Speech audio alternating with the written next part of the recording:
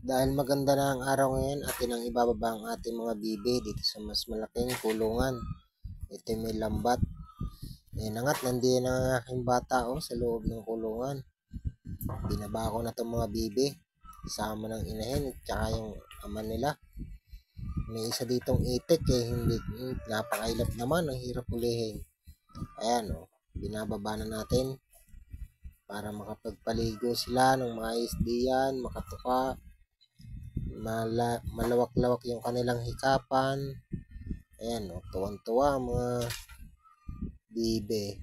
Ayan, pagkatapos nga yan, atin ang kinuha yung ating pinilimlim na Texas. 2 piraso nga lang pala napisa at ilalagay na natin sa kulungan kasama ang inahin. At baka sakaling lumaki pa at maging malusog. Ayan kung makikita nyo, 2 pula yan. Siguro pula yan, kasi pula ang inahin, pula rin ang ama.